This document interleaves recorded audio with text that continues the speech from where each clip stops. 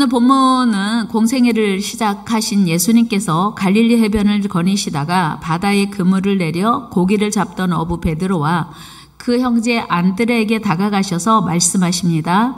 나를 따라오라. 내가 너희를 사람을 낚는 어부가 되게 하리라. 우리 마태복음 4장 19절 읽으셨지만 같이 한번 읽어요. 시작.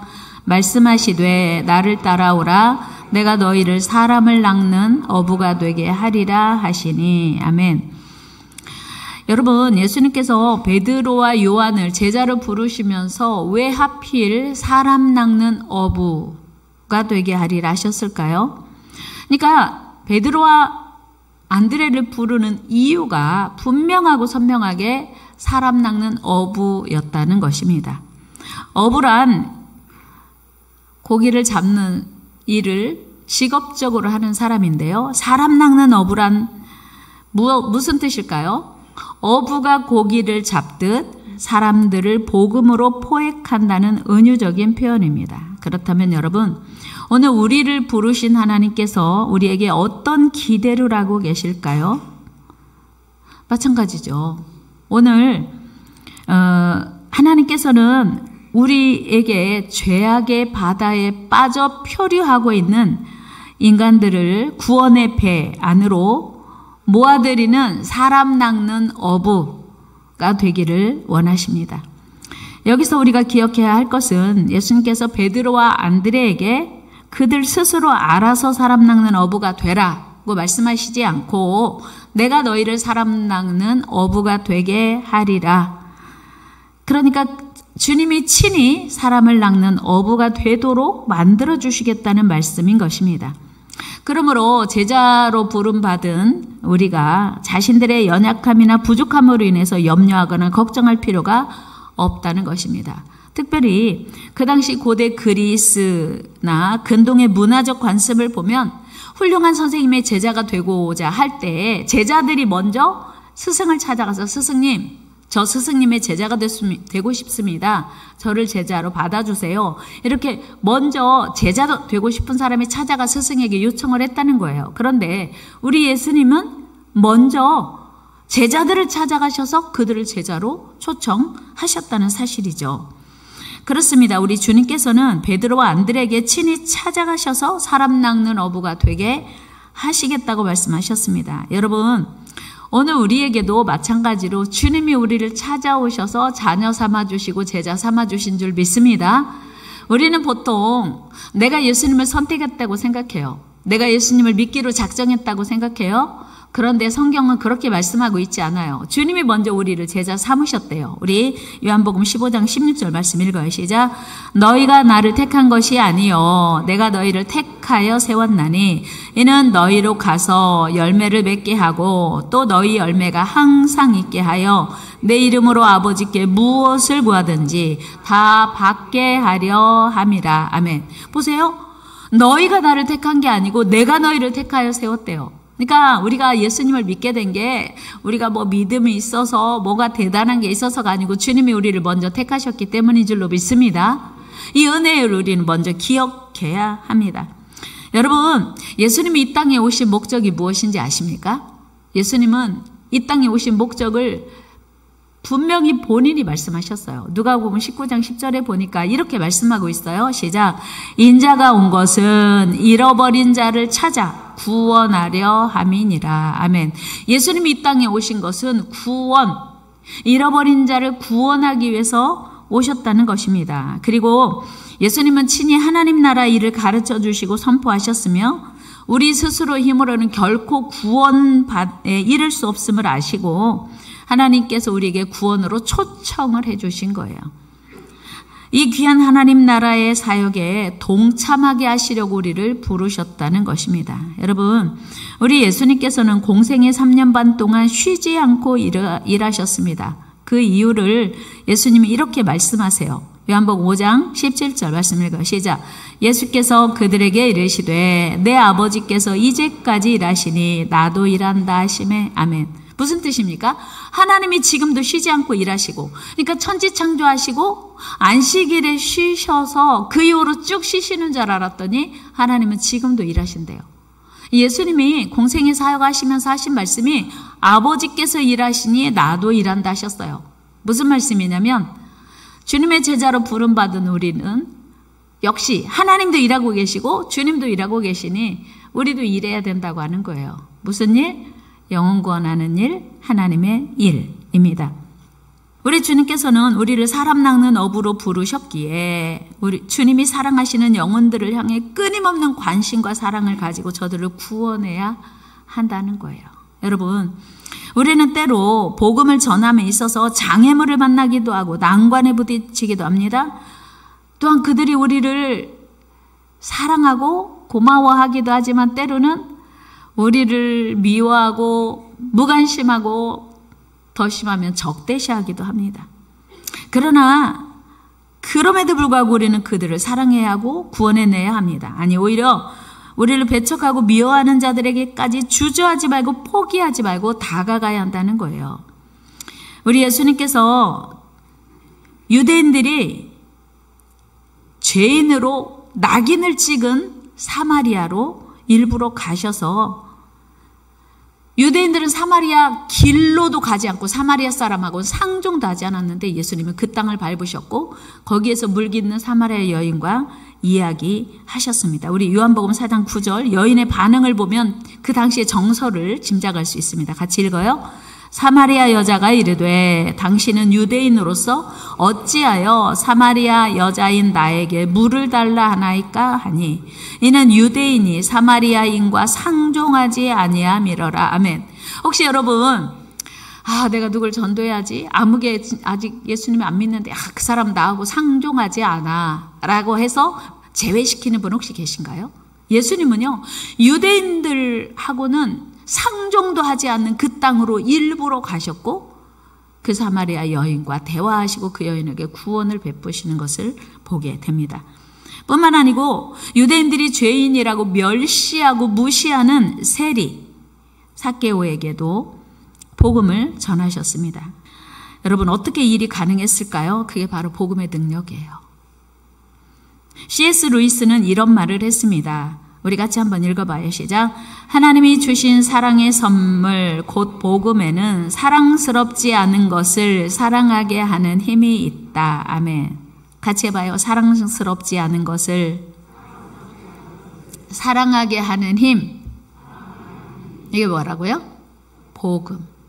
복음에는 사랑스럽지 않은 사람, 내가 도저히 사랑할 수 없어요. 내가 그 사람을 용납할 수 없는데 용납할 수 없는 사람을 용납하고 사랑할 수 없는 사람을 사랑하게 하는 힘이 복음에 있다고 하는 거예요.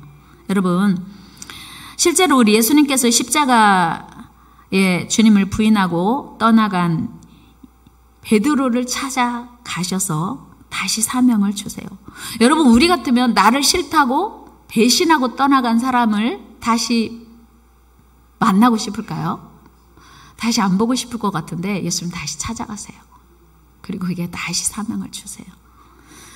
우리 요한복음 21장 15절 읽어요. 시작. 그들이 조밥 먹은 후에 예수께서 시몬 베드로에게 이르시되 요한의 아들 시몬아 네가 이 사람들보다 나를 더 사랑하느냐 하시니 이르되 주님 그러하나이다. 내가 주님을 사랑하는 줄 주님께서 아시나이다. 이르시되 내 어린 양을 먹이라 하시고 아멘. 베드로하고 아무 일도 없었던 것처럼 너 나 사랑해? 그러면서 사명 주시는 거예요. 야.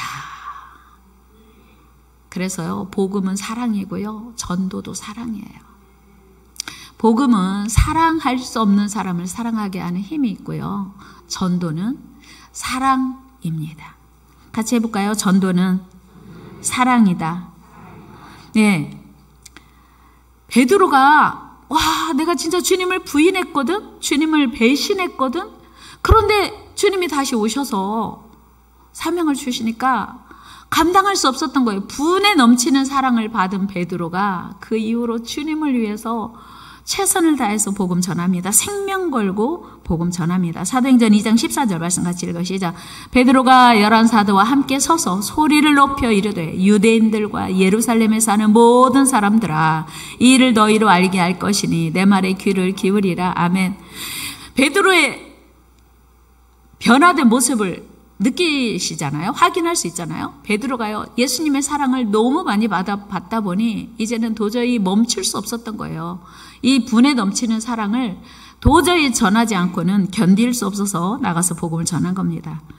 더 나아가 베드로는 이방인 고넬료의 집에도 방문하여 복음을 전하고 그의 온 가족을 구원합니다. 우리 사도행전 10장 같이 읽어요. 시작. 베드로가 이 말을 할 때 성령이 말씀 듣는 모든 사람에게 내려오시니 베드로와 함께 온 할례 받은 신자들이 이방인들에게도 성령 부어주심으로 말미암아 놀라니. 아멘.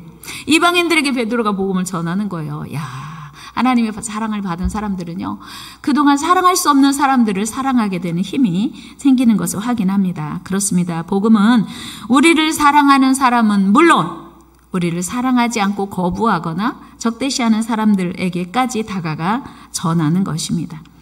예수님의 생명의 복음은 온 세상 만민에게 전파되어야 하기 때문입니다.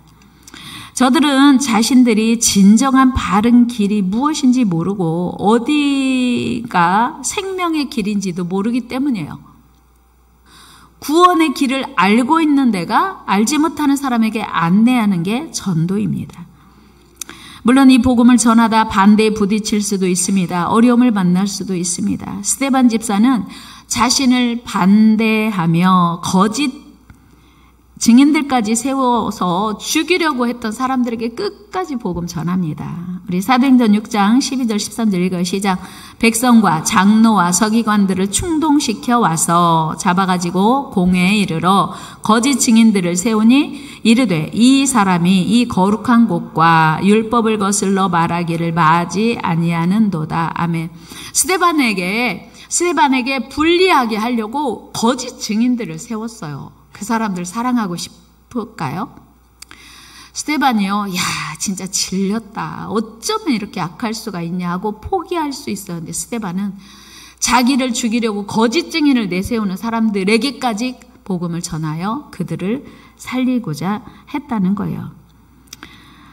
사도 바울 역시 이 복음 전하다 감옥에 갇히게 되었습니다. 그러면 하나님, 제가 복음 전하다 감옥에 갇히게 되었네요. 저 이제 이 일 못해요. 저 이제 포기할래요. 할 수 있을 법한데 바울은 계속해서 감옥에 갇혀 있어도 하나님의 복음이 더 증거되기를 원했어요. 그래서 감옥에 갇힌 채로 간수자에게 복음을 전했고 그 가족이 다 구원되는 그런 역사가 일어났습니다. 우리 사도행전 16장 말씀 읽어요. 시작.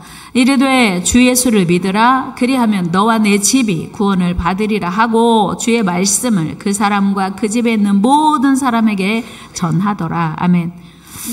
여러분, 자기가 감옥에 갇힌 일 때문에 억울하고 하던 일 포기할 수 있어요. 하나님 앞에 시험 들고 불평불만할 수 있습니다. 그러나 바울은 하나님의 마음이 무엇인지 알았기에, 자기가 부름받은 이유가 무엇인지 알았기에 물러서지 않았다는 거예요. 여러분, 우리가 예수님께 부름받은 이유가 무엇입니까? 예수님께서 우리를 부르신 이유가 무엇입니까? 그것은 1차적으로는 예수님 앞에 모여 기쁨과 감사로 하나님을 찬양하며 하나님의 사랑을 높이며 예배하기 위해서입니다. 그러나 더 나아가 우리는 하나님을 사랑하고 섬기는 것, 찬양하고 예배하는 것 더하기 온 세상을 섬겨야 합니다. 그래서 온 세상을 섬기기 위해서 우리는 흩어지는 것입니다. 우리 예수님께서 우리를 불러 모으신 이유는 사실 흩어지게 하기 때문입니다. 마태복음 10장 1절에 보면 예수님이 제자들을 불러 모으셨어요. 그리고 훈련시키셨습니다. 우리 한번 같이 읽어요. 예수께서 그의 12제자를 부르사 더러운 귀신을 쫓아내며 모든 병과 모든 약한 것을 고치는 권능을 주시니라. 아멘. 예수님이 제자를 모으셨어요. 야, 너희들과 함께 이렇게 말씀을 듣고 배우고 훈련받으니 좋다 하고 그들과 같이 지내신 게 아니에요. 공생애 3년 반 동안 예수님이 제자들과 함께 말씀을 배우고 가르치고 훈련하고 그리고 그들을 세우는 일만 하신 게 아니에요. 훈련받고 바로 내보내신 겁니다. 5절 말씀 같이 한번 읽어요. 시작. 예수께서 이 12를 내보내시며 명하여 이르시되 이방인의 길로도 가지 말고 사마리아의 고을에도 들어가지 말고. 아멘. 아직 지금 훈련받기 처음이기 때문에 이방인에게는 가지마, 사마리아에 아직 가지마라고 했지만 그래도 일단 훈련받기 시작한 제자들을 파송하신 거예요. 흩어지게 하신 겁니다. 이런 모습은 오늘날 우리 교회도 그대로 적용됩니다. 그렇습니다. 교회는 모이는 거 중요해요. 이렇게 모여서 함께 예배하고 하나님을 찬양하는 거 중요합니다. 말씀으로 훈련받고 단련되는 거 중요합니다. 그러나 흩어지는 교회는 더욱 중요합니다. 여러분, 우리는 예배를 바치고 흩어질 때 세상을 향하여 주님의 제자로 흩어져야 합니다. 이름 없는 개인으로 흩어지는 게 아니라, 내가 하고 싶은 대로 사는 개인으로 흩어지는 게 아니라 주님의 제자로 흩어져야 합니다. 세상을 향해 부지런히 복음을 전하기 위해서 흩어져야 해요. 마태복음 28장 19절에서도 예수님이 이렇게 말씀하세요. 시작. 그러므로 너희는 가서 모든 민족을 제자로 삼아. 아멘. 그러니까 예수님에게 훈련받은 제자들이 갈 때는, 흩어질 때는 모든 민족을 제자로 삼기 위하여 흩어져야 된다고 하는 거예요. 예수님께서는 모여서 훈련받고 예배하는 것 플러스 흩어지는 교회를 강조하셨습니다. 그러므로 오늘 이 땅의 모든 교회는 모이는 교회와 함께 흩어지는 교회의 사명을 잘 감당해야 합니다. 여러분, 사도행전의 교회가 날마다 모여서 찬양하고 함께 교제하고 떡을 때는 모이는 교회에 집중하고 열심을 했습니다. 우리 사도행전 2장 46절 읽어요. 시작.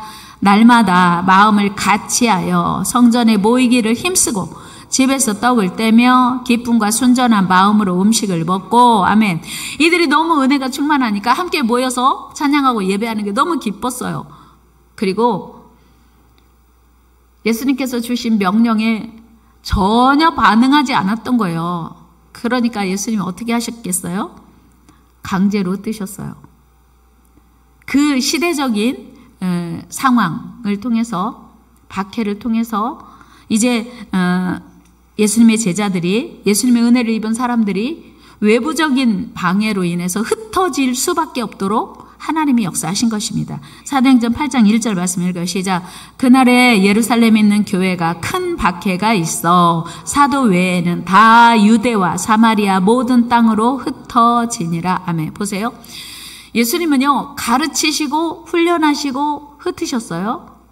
사도행전에도 예수님이 승천하신 이후에 성령이 오셨어요. 함께 모여서 기도하고 떡을 떼며 은혜 나눴어요. 그리고 흩어지기 원하셨는데 예루살렘과 온 유대와 사마리아 땅끝까지 이르러 내 증인되라 하셨는데 증인의 삶을 살지 않고 꿈도 꾸지 않으니까 외부의 공격으로 인하여 흩어지게 만드신 겁니다. 여러분, 하나님께서 우리를 부르신 계획도 함께 모여 은혜 나누고 예배한 후에는 반드시 흩어져서 복음을 전해야 하는 것입니다. 4절 말씀 같이 읽어요. 시작. 그 흩어진 사람들이 두루 다니며 복음의 말씀을 전할세. 아멘. 이게 초대교회 성도들의 모습이거든요. 그러니까 그들은 모여 있을 때도 기뻤고 흩어져서도 주님의 증인의 삶을 사는 거예요. 우리가 기쁨으로 흩어져 복음을 전하지 않으면 하나님은 강제로라도 흩어지게 하실 것임을 기억해야 합니다. 박해로 인하여 흩어진 주님의 제자들은 가는 곳마다 복음을 전했고 교회를 세웠습니다. 우리 사도행전 11장 말씀 한번 읽어요. 시작.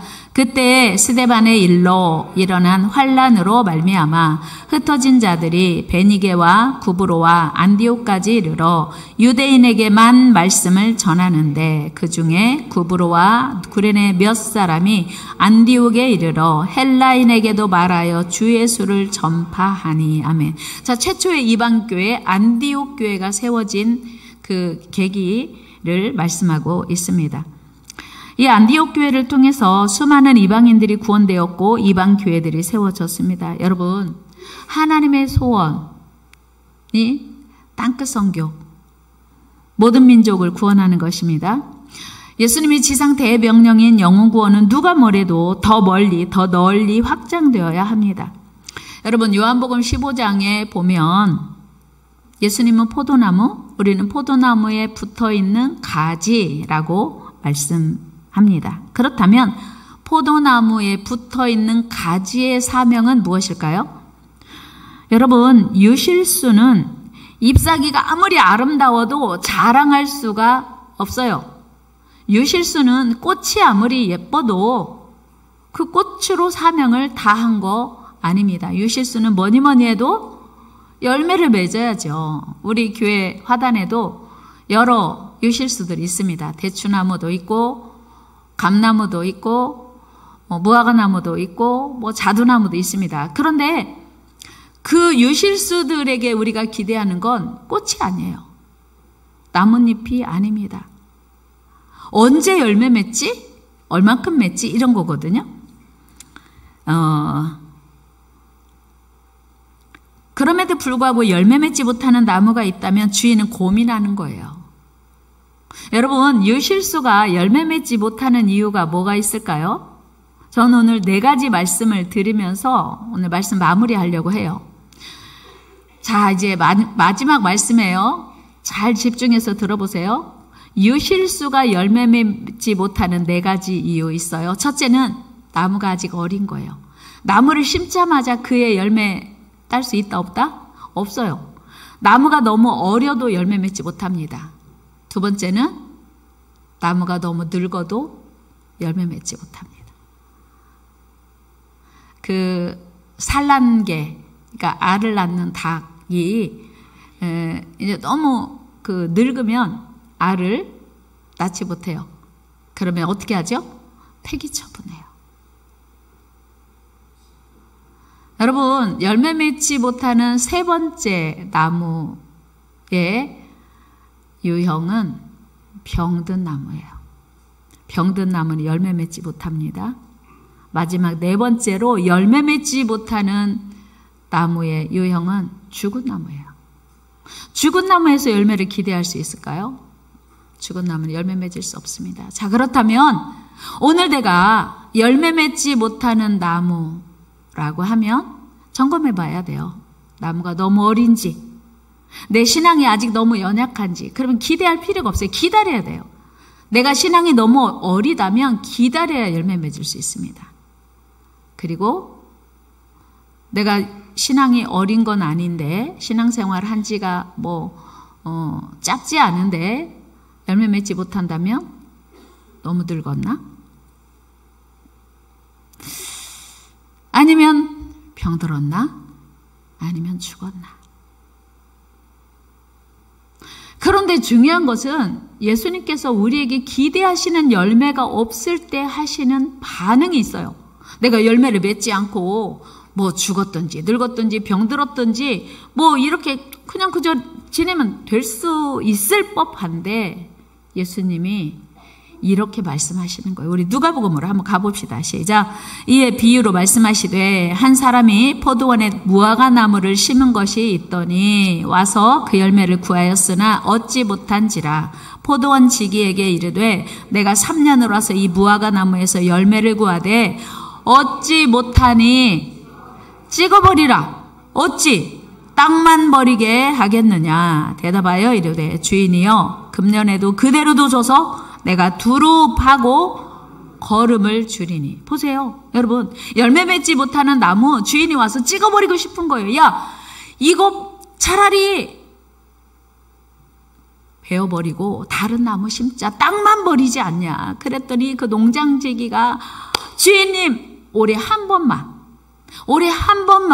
더 기회를 주셔서 땅을 두루 파고 거름을 많이 주고 올해 한 번 두고 보고 기다려 봅시다.